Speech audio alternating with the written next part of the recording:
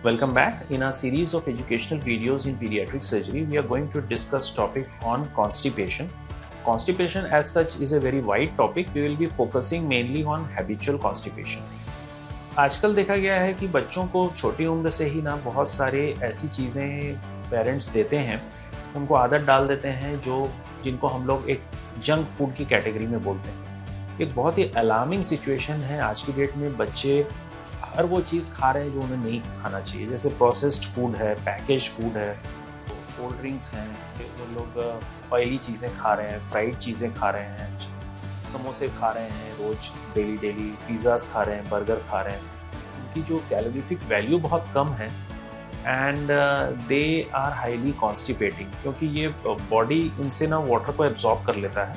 जो रेसिड्यू बचता है ना वो बहुत टाइट होता है। It's very difficult for the kids to evacuate them. धीरे धीरे ये जो रेसिड्यू है ना ये कोलोन में जमा हो जाती है और ये कॉन्स्टिपेशन का बहुत कारण बनती है।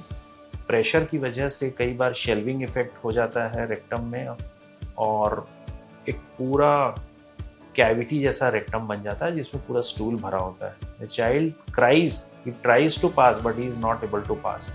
उसको सेंसेशंस आते हैं क्योंकि जैसे स्टूल्स ऊपर से प्रेशर देता है तो उसके जो इंटरनल स्फिंक्टर्स हैं वो स्टिमुलेट हो जाते हैं और the child wants to evacuate, लेकिन बिकॉज वो जो ड्राई है स्टूल वो बाहर नहीं निकल सकता है, इसलिए फिर बहुत मुश्किल से उनको मैनुअली कई बार निकालना पड़ता है फीकल मैटर। कई बार उनको लैक्सेटिव्स देना पड़ता है, कई बार रेक्टल इनीमास देने पड़ते हैं। तो मेरा सभी पेरेंट्स से ये रिक्वेस्ट है कि बहुत इंपॉर्टेंट है, डाइट को अच्छे से फॉलो करें। बच्चों को अनाप शनाप चीज़ें, जंक फूड ना दें। उनको छोटे बच्चों को चाय देते हैं, कॉफ़ी देते हैं पीने, ये सब चीज़ों की ज़रूरत नहीं है क्योंकि उसमें टैनिन्स होती हैं जो आयरन के एब्जॉर्प्शन को कम करती है, मैल न्यूट्रिशन कराती हैं। So please don't give all these things. Chai, coffee, cold drinks, wafers, chips, biscuits and all samosas, bhajias, नड्डा, चॉकलेट, बर्गर, पिज़्ज़ाज, कुरकुरे, ये सब चीज़ें बिल्कुल ना दें।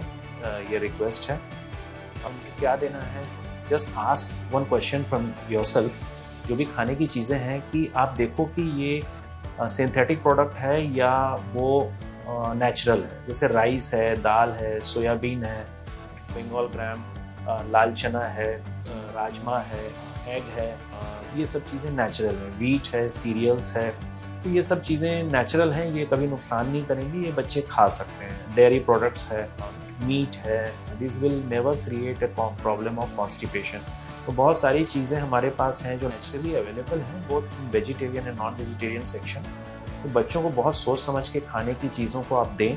पेरेंट्स को ये जानना समझना बहुत इंपॉर्टेंट है कि हम क्या क्या चीज़ें दे सकते हैं बच्चों के अच्छे स्वास्थ्य के लिए, उनके ग्रोथ के लिए, डेवलपमेंट के लिए, उनके शारीरिक और मानसिक विकास के लिए। तो सभी पेरेंट्स का फ़र्ज़ बनता है उनको ये जानना चाहिए कि क्या क्या बच्चों को खाने में देना है, क्या क्या नहीं देना है।